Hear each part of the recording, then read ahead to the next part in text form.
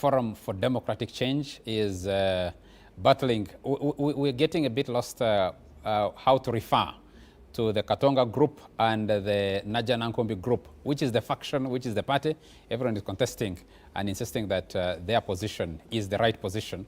We'll see how court decides on whether they can hold that delegates conference on October 6th.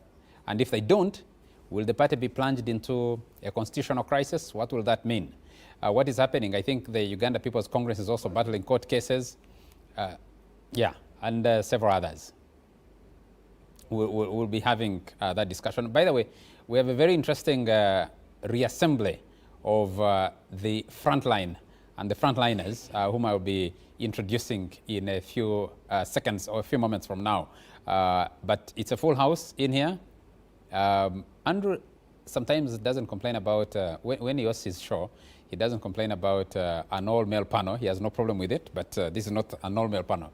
It's fairly balanced, and especially when you have an Alongo in the house, then there is full representation. But it's a, And the National Resistance Movement, how are things going on there? Will they be holding their caucus? How is that going? Augustine Ruzindana gave a very interesting interview to Simon Kagwanjala, and he said, we can guarantee that the NRM party will front a candidate in 2026, and that candidate will be the incumbent, and that incumbent will win the election. Some of those things are interesting things to interrogate, and the Frontline tonight will be interrogating those. Let me introduce the panel that I have tonight, starting with from Kira Municipality, from the Forum for Democratic Change. I'll not add much from there. The Honorable Ibrahim Ssemujju. I mean, your position is not clear at the moment. No, my position is very clear. I am the spokesperson of the FDC. Which FDC? Is the there is only one FDC. These days? There is only one FDC. Where does that one FDC sit? Where it sits is immaterial. No, it has a headquarters. I was elected the FD spokesperson at Rugogo. The presidential elections that brought in now suspended Patrick Amuriat took place in Nambole. So please don't glorify headquarters. Headquarters is not the party. A party can be, NRM has a headquarters at Poroti 10. I think their chairman visits once every 5 years. That's when he visits the headquarters. So but the party, what is his function? He runs the party at his residence. So really, the headquarters is not the party. We heard from your party that you had been fired from your position as spokesperson of the party. No. There was an attempt to remove me as a party whip in Parliament, which didn't materialize. But at least there was an attempt. There was an attempt. Yeah. You know, we have been keeping count of... So I am still a spokesperson of the FDC, the whip of that party in Parliament, and MP for Kira Municipality. You know, we've been counting down. We have been counting coups, successful ones and failed ones across the African continent. So the attempt for you wasn't successful. We have from the Mountains of the Moon, from the Alliance for National Transformation, and the frontliner, the Honorable Winnie Kiza. Very nice to have you. Thank you, Charles, and good evening, viewers. Let me jump the old man there and go to Ofono Pondo. He's very smart in his Chinese communist. No, it is a Mobutu suit. Eh? Kukungwendo wa Zabanga. Mobutu Seseko Kukungwendo wa Zabanga. Kukungwendo. Ngwendo. What's Ngwendo? Ngwendo. When you read it the way you read it, then it will be Bendo. Bendo. Pronunciation. But what I can say is that him wearing a Mobutu suit is just a reflection of where the NRM has gone. Ofono Pondo is executive director at the Uganda Media Center and a frontliner. Thank you, Charles. You can see it is only the mango with the fruits that birds chorus on. So NRM has the fruits. Okay. Let me just mention that Andrew and Honorable Norbert Mao, our audience can't hear you for now, but that's being fixed in control. But I will introduce because people can see you. So I started with the frontliners, Let me introduce the pioneer frontliner, the other pioneer frontliner, the Honorable Norbert Mao, Minister of Justice and Constitutional Affairs and President General of the Democratic Party. He'll be speaking to us in a few moments from now. And of course, from Kanyandahi, he attempted to start some group and it hasn't been very successful. Spokesperson of the MK movement. you did communicate and I was very excited. I will use his microphone. And Bring your chest here. Oh, I just want to say that my group has been very successful.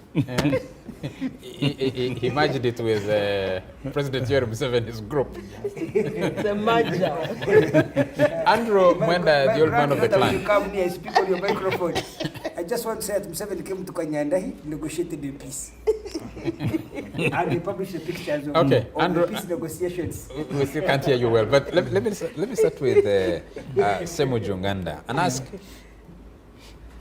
from where we're taking stock of political parties since the return to liberalized democracy in this country, 2005, 18 years down the road.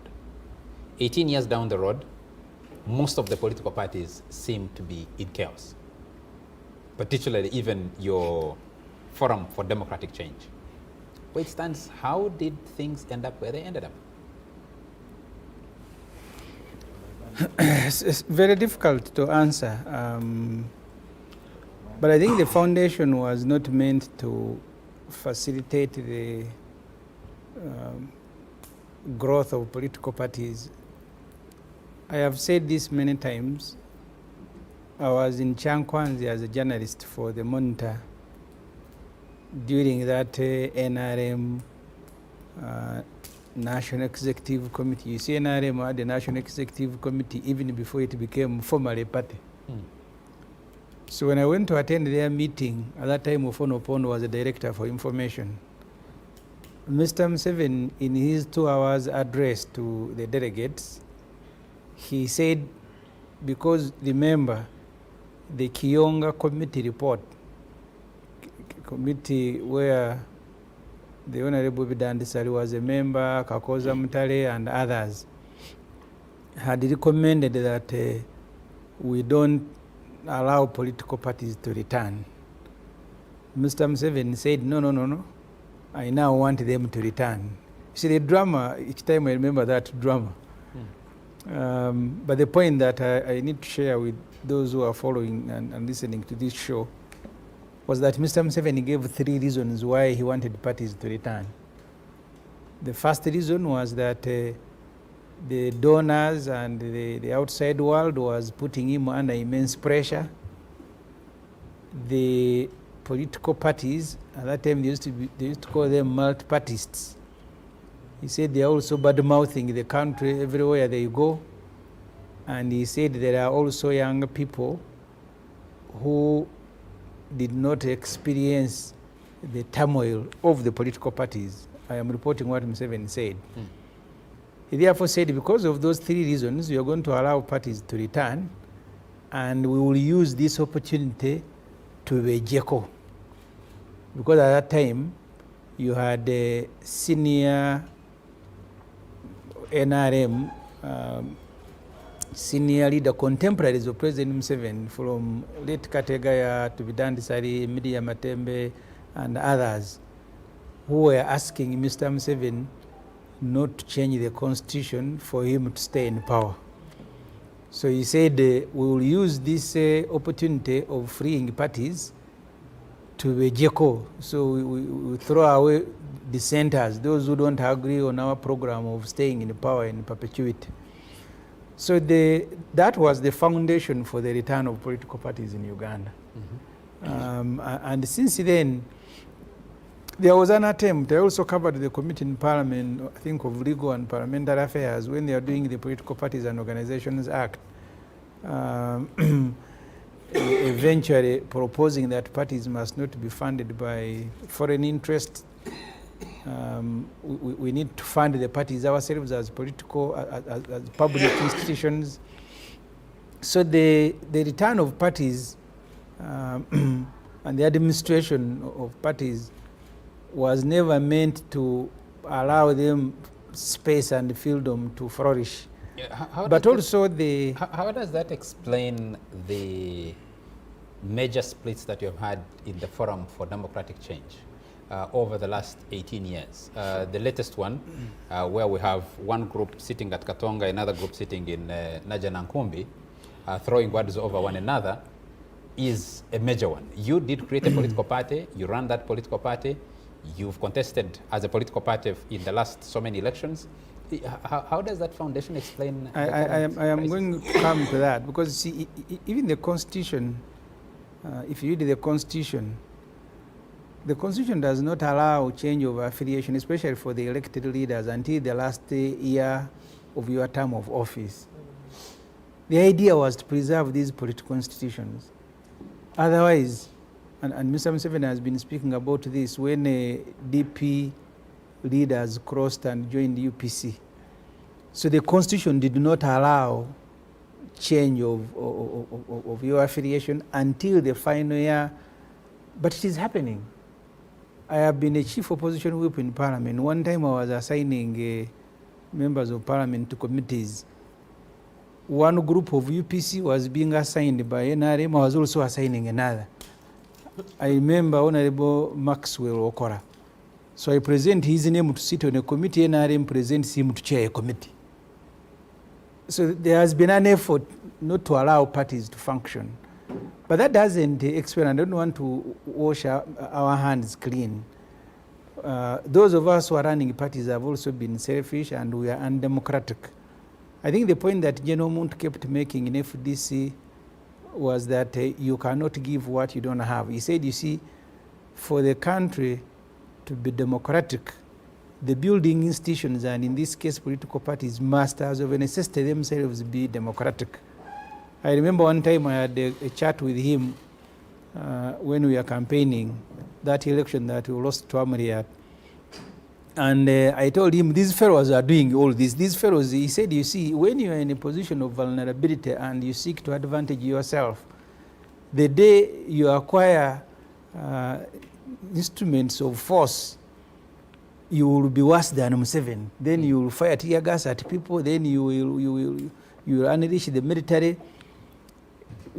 So he was asking us to restrain ourselves. Whether you are abused, don't do the same thing. If you are in a position of advantage, please don't seek to disadvantage others. In fact, one time he told us in Manyankole that even when you are going to fight a person, and that person is not aware, you need to make some noise for him to know that you are about... find a person facing the other direction. Yeah, and then you begin kicking. So he said you must make that person aware that you are about to attack him. And he said, you see, even when he was leaving FDC, you remember he called a meeting, he said, you guys, I need to speak to you, and I am leaving. The indiscipline and selfish nature of beings, of human beings, I think has also played a part. I don't want to blame everything that has happened to parties on President Museveni. We have also been weak as individuals, because the FDC has attempted to be democratic for a very long time, until when this group, and the other day I was blaming Dr.Besigye when we were alone, that you are the one who brought these guys, so you should be the one paying the price. Brought them from where? That Amuriat came on Besigye's back to become the FDC president. Many people believe that all of you who joined FDC joined because you believed in the cause, no. You found FDC as the vehicle to advance that cause. No, the FDC was put together by various interests. Yes. Because it was necessary that people who are opposed to Museveni work together. So those interests remain, but also this particular group that is disturbing us now was aided by Dr. Besigye to come and take over party leadership. That said, you need to play the biggest part in removing them, because you brought them. Because I was suspicious from the very beginning, and that's why I opposed them. Okay.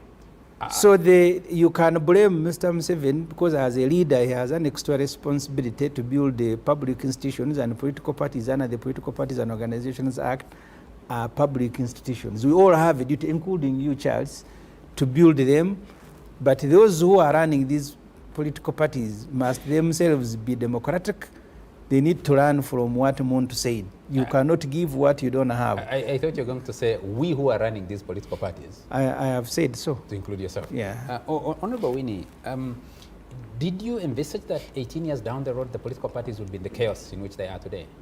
And how do they get out of it? Well, I think at the beginning of opening up space to multi-party dispensation, after close to 20 years of demonizing them, every Ugandan was so excited.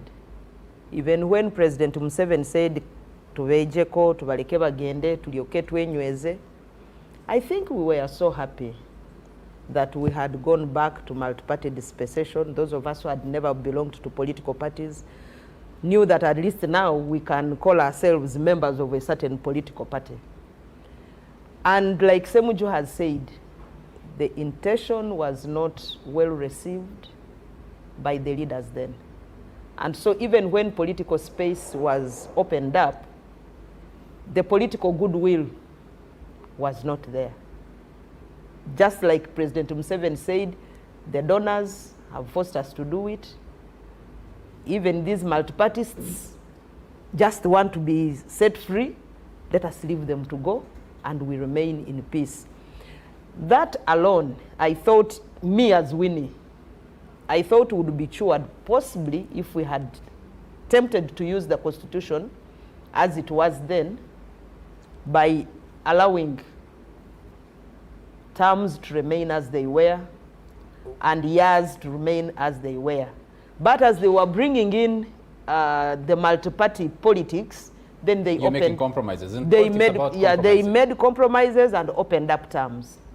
That was the first mistake. What responsibility do you take as political party actors? As political party actors, you are a leader of opposition in parliament. Yes. Yes. Ssemujju has said it clearly that the foundation on which political parties were built was a shaky one, to the extent that political parties were associated with people, not necessarily ideas. And so these human beings that were associated with the political parties, and I think it is still happening right now, the human beings that were associated with political parties also felt that they were big. If Museveni went out of any RM, you will find trouble with it. Trouble starts in the FDC when Besigye goes out of it. DP goes out, I think, when the Ssemugerers finally leave DP, and then the Ssemugerere party goes. UPC is a part of Milton Obote. Not that really everybody is looking at a particular glue that holds these political parties together. The glue that unites these individuals in the political party is an individual. So political parties, even to us who are in the opposition, the lesson we are learning is that really it is not about the individual, but we should instead concentrate on building systems that will bind the people together so that all of us can now play the democracy that Ssemujju is talking about by ensuring that there is transfer of power and the leader who goes aids the one coming in to be successful. But if we continue thinking that you have been a leader, you still want to be the leader, and possibly anything that happens should be with your recommendation, we shall continue holding people hostage, and they will want to get out. Eventually, they will fight. But still, like you said, I would imagine that if there was political will from the word go, then laws like the Public Order Management Act wouldn't be in force. That alone compromised the playing ground for all political actors. The removal of the age limit in the Constitution to enable a leader to stay longer who did not want multi-party to thrive in a country is also an issue. So that is why while we say the political parties have a big role to play, the leader in power also has another part to play. Andrew, was the return of multipartism immature? Is 18 years sufficient for them to have found purpose and meaning? I think that the problem, it was very good to return political parties. I think the NRM had made the mistake of saying that only it as a political party should exist and other parties should not exist.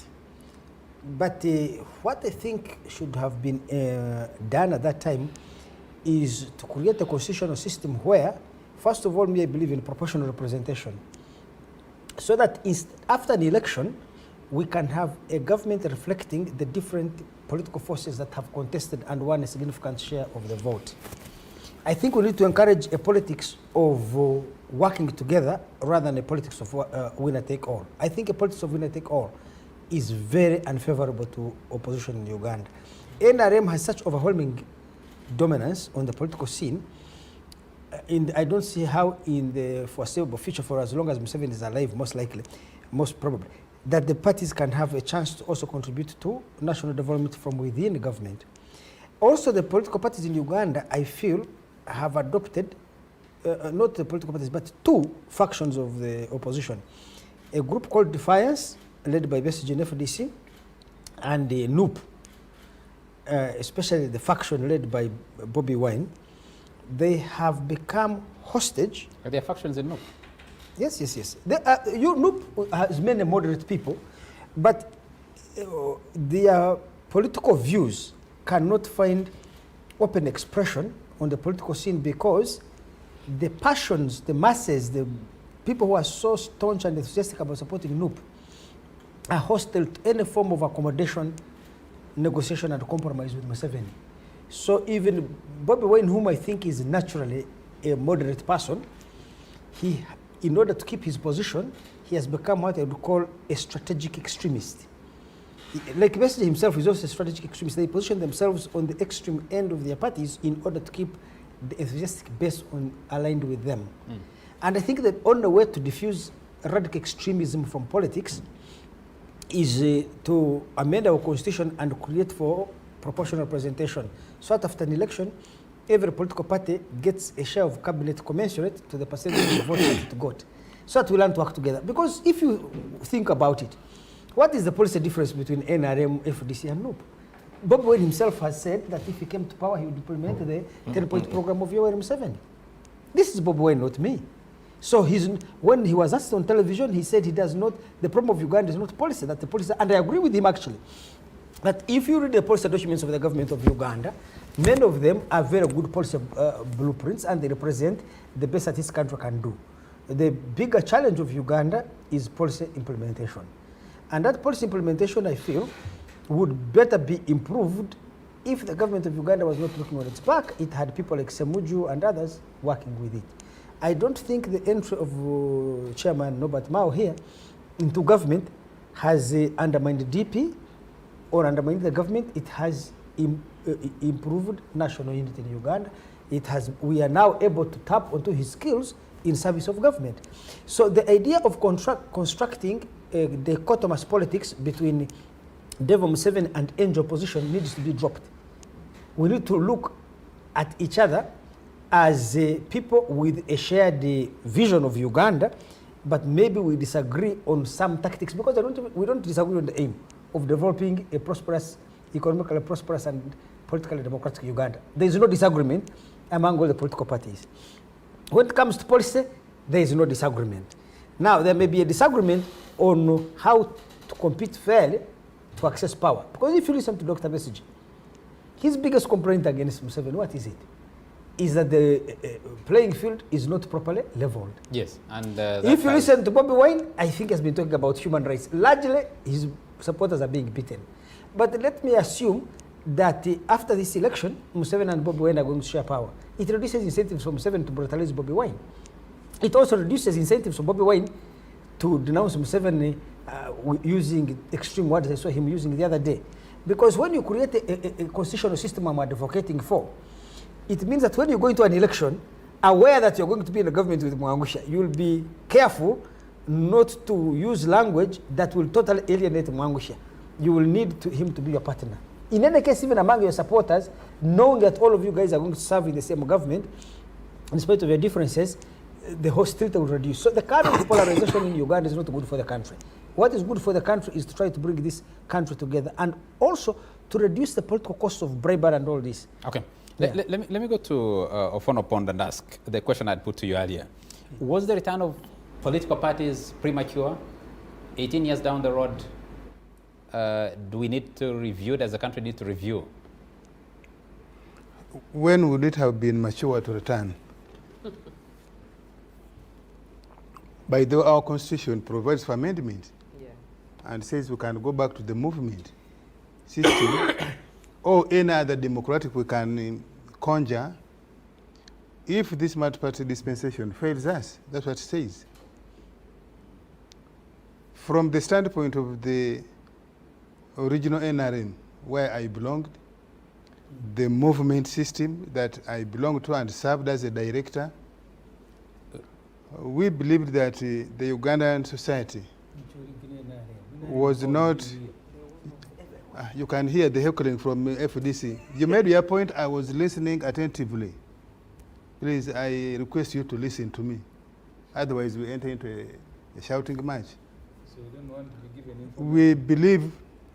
We believed then, we still do today, that Uganda's configuration, social configuration, political awareness, literacy, economic issues demand that we practice the politics of accommodation. We practice the politics of broad-basedness. And what are the bases?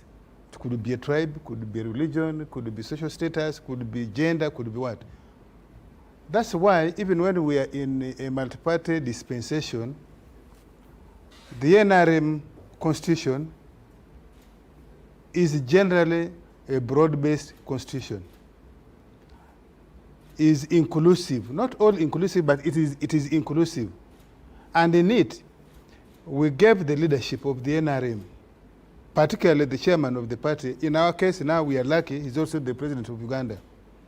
Leverage to try and make the government as broad-based as possible so that we can sustain the politics of the country. And you can see, for 37 years, now we are making it 20 years under the multi-party dispensation. There's actually not a very big difference when you look at the NRM government. You can't say it is NRM. Currently, as you know, the vice president is independent. The Speaker of Parliament just came from, the Speaker of Parliament and the Deputy just came from FDC 3 years ago. The Minister of Constitutional Affairs is the President General of DP. If we were as litigious or using intrigue, I would be suing Mr. Museveni for bringing Mao into government in a position I should be serving in. The question would be, do you actually function? Does the NRM function as a political party? Yes, I would have sued Mr. Museveni for bringing Beta Amon, Beatrice Anywa, and so on and so on. But because of the ideological outlook of the NRM as a party, as a political organization, we prefer broad-based. So in that sense, we think that multipartyism in the strictest sense of the Western world is not appropriate for Uganda. However, now that we have taken that route, we ought to make the multi-party dispensation work. We ought to make the political parties individually work. So where is the problem? In my view, the problem are fourfold.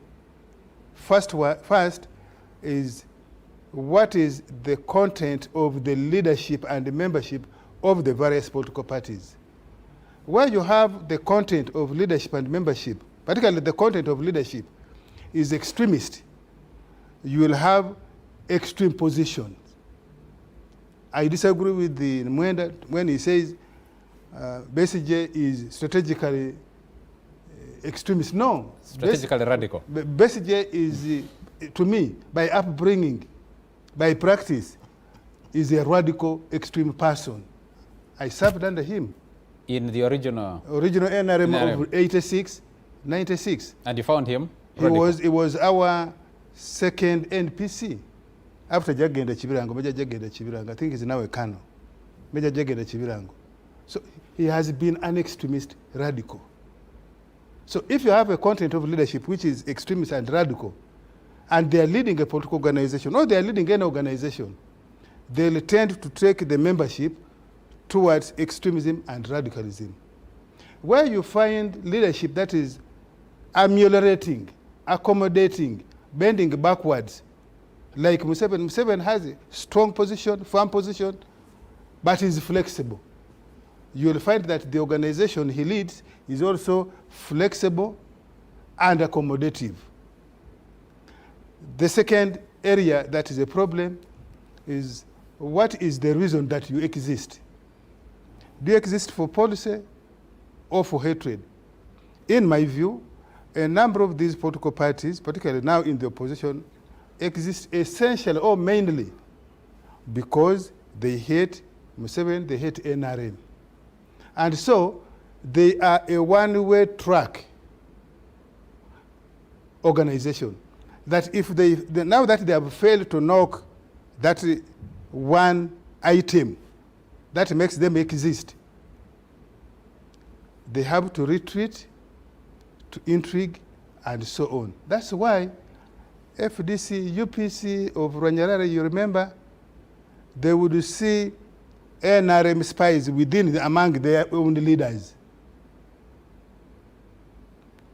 Mwenda, who says that Besigye is the one who brought on, it is the Nandalas who formed the FDC because they were in parliament under powerful, and brought Besigye because they believed Besigye had told them a lie, that having been the NPC, having been the chief of logistics and engineering of UPDF, he knew how having been Museveni's personal physician, he knew the ABCZ of NRM and Museveni, and therefore he would make their fight easier. I think that was the main reason that even when they formed the FDC, when Besigye was in self-exile in South Africa, they had to beseech him to return to lead them because of that false hope that he had what it takes to knock out Museveni and NRM. The third area, policy issues. If there are no policy issues, you will retreat to personal issues and intrigue and false slander. And you can see all the opposition parties are in that. The fourth area, in my view, are issues to do with the resources. If you're unable to generate sufficient resources to do organizational work, then when you fail to do those organizational work for the political party, you get to what we currently have. So the political parties, in my view, lack four elements. Leadership, what are the issues on which you will stand on sustainably, durably. The third, how do you organize? That you don't lapse, you don't keep retreating into pettiness. And fourth, of course, which comes with the general society. What is the general society of Uganda? So for me, until political party, and particularly the political party leaders, master those four areas, which you can sum it as what is the ideological standpoint of the leaders of the party, of the membership. And you can see that even when NRM has weaknesses, and as somebody, I think it is Mwenda who said, is a huge mass party where you don't ask people when did they join you. As soon as somebody says, I want to join NRM, you say, yes, this can bring strength. You don't pay a lot of attention on weaknesses. You can see that even with the weaknesses. Which NRM, the party or the original? The party, the current party. But of course you cannot distinguish this current NRM from the movement, from the initial NRM of 86 to 96. Why? Because a big group of the founders of the original movement and leadership are still playing an important, crucial role in the current NRM. So thank you. You cannot easily break. So in my view, you can see that because of the nature of the ideological standpoint of the NRM, the flexibility of the leadership and the issues we want to deal with in the country, poverty, socio-economic transformation, and so on and so forth, you can see that the style of leadership in NRM is a little different from the other parties. That when people feel persecuted in UPC, in DP, in FDC, in the Federal Alliance of Bet Kamia, they kind of find a natural shade under the NRM. Is that true, Chairman Mao? First, I want to thank you for remembering me and inviting me We want to thank you for finding time in your busy schedule to come back to the front line. The man has an air ticket, 2 air tickets in his jacket. How did you check? Chairman Mao. Chairman, go ahead. Why don't you say I have a plane? Why should I use an air ticket? You are demoting me. Don't I have people who can charter for me a plane? Anyway, jokes aside, I am grateful for the opportunity. We have had a very interesting season, and I have been watching, but like the book of Ecclesiastes says, there is really nothing new under the sun. All these things are old. They are only because the media likes putting things in the microwave, they warm them and serve them as fresh. But these are really very, anybody with a historical sense would know that it is easy to understand these things. I was a bit surprised by what was happening in Najanankumbi. You know, I thought there was a core always. I was very disturbed to see the national chairman of the FDC conducting himself like Spider-Man, scaling a wall. And I just imagined what was happening inside. And I wondered what would happen to him if he had said, okay, here I am, do what we want to do. I wondered. So when I looked at that, I remembered our own predicament, which is not recent, unlike the false belief some people have that we have always had those turbulences. I felt like the witch who had been bewitching DP had changed the address. She said, come. He had bewitched us for 69 years and then found somebody else to bewitch. So the questions you ask can only be answered by another question. What is the character of the parties? We have policy-driven parties, and then we have protest parties. And you cannot put protest parties on the same scale like normal parties, because many of the parties that you are talking about are anti-Museveni parties. The driving force is to remove one man. So to that extent, you have a protest party.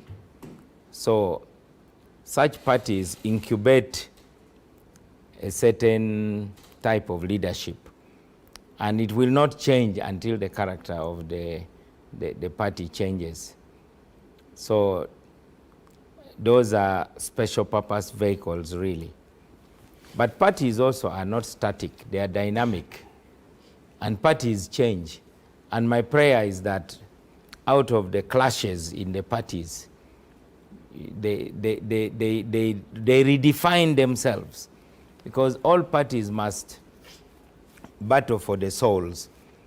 In DP, we are a party that has always been committed to policy and nation building. That's why there's no party that has not benefited from DP. All of them. If I said, is there any of your parties that has not gained from DP, nobody will raise their hands, because nobody will disagree even, because we put nation building first. I have been lucky because all my predecessors, at least from independence, faced the same turbulence. But because those facts are no longer current affairs, most people do not know. The our hero, Benedicto Kiwanuka, faced challenges when he was blocked from going to parliament. By the way, according to the rules of that election of 1962, there would be one seat for DP from the Lukiko, but they knew that that would automatically take Benedicto Kiwanuka to parliament, and they wanted to deny him that platform. So Bataringaya, who became the leader of the DP parliamentary group in parliament, then of course felt that he was a better leader than a person he called a political failure, just because he was not in parliament, not knowing that leadership is about what you represent and who you represent. Mahatma Gandhi was never elected to any position.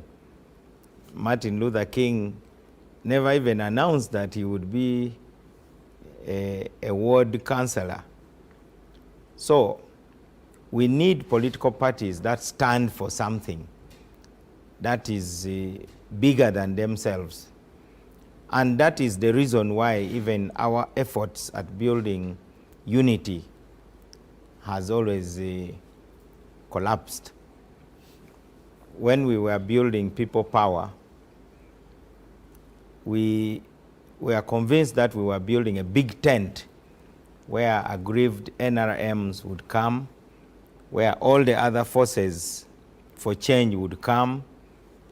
And we saw this young man who we believed was capable of being a magnet to attract the young people, to close the gap, because President Museveni has always been winning by between 2 to 3 million votes, hovering around there.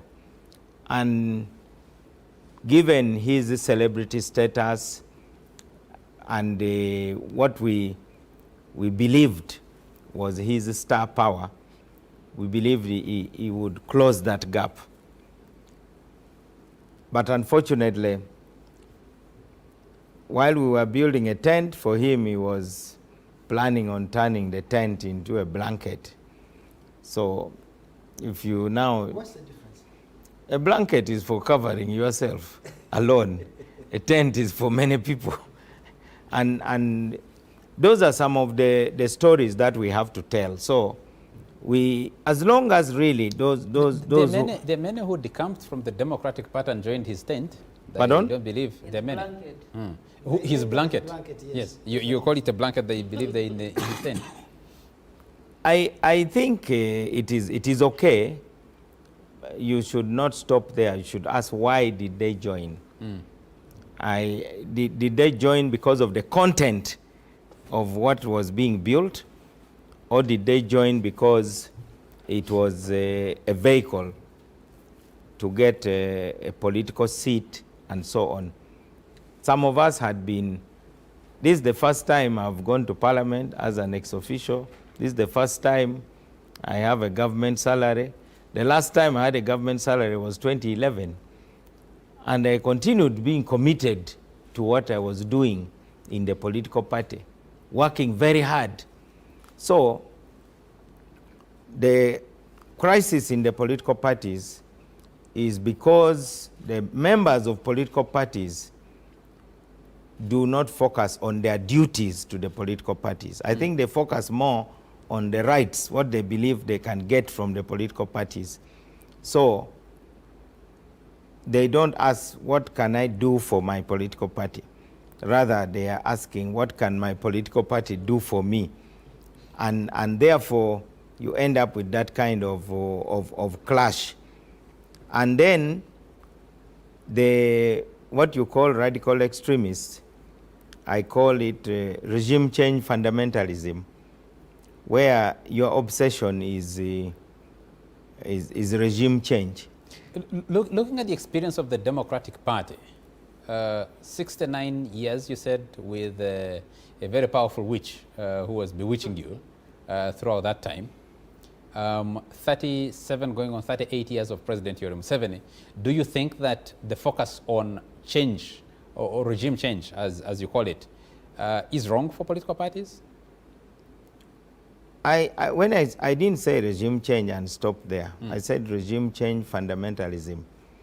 It's not bad to be a Muslim, but if you're a Muslim fundamentalist, because the implication of fundamentalism is that you are totally... You use other faith. You say Christian fundamentalists. Anglican yes. fundamentalist. Yes, Anglican fundamentalism.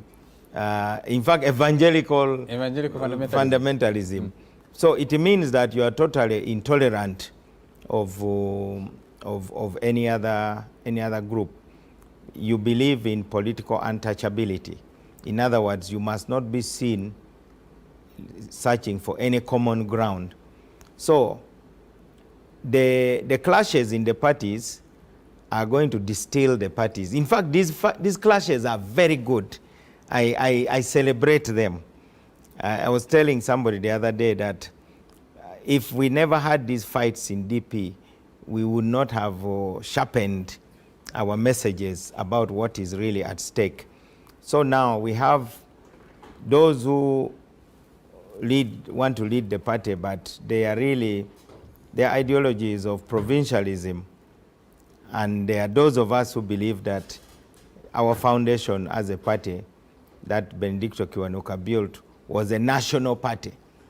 So to reduce a party to a provincialist party is problematic. The business of saying our party, the party of our grandfathers, that kind of thing. It is the same ideology that almost amounts to fencing other people out. In 2005, when I sought the leadership of DP for the first time and lost, I wrote a small pamphlet and I titled it, "Whose party is it anyway?" That question still have to be answered. And it is the same question in FDC. Because the fight is about whose party is it. It's actually a proprietorship struggle. So as a result, the contending parties attack each other instead of attacking each other's ideas. Because if I ask myself, what is the fundamental idea that is being fought? Between Ajanakombi and Katonga? Because if you're talking about dirty money, now that is, when you say dirty money, that money received clandestinely, now that is a matter of ethics. It is not an idea that a leader... Chairman Mao, hold it a moment there. We'll need to take a quick commercial break, and when we come back, I want to ask you about, you talked about your hero, Benedicto Kiwanuka, but there's another Benedicto Kiwanuka who just got a ruling from Justice Phil Podoki concerning your own holding of office. We'll discuss that. But we are legal gladiators. After a very short commercial break, we'll be right back. We fought over...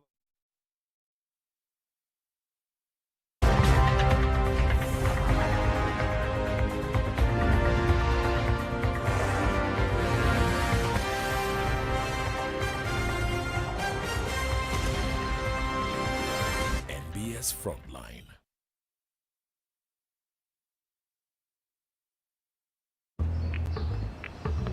Water, please.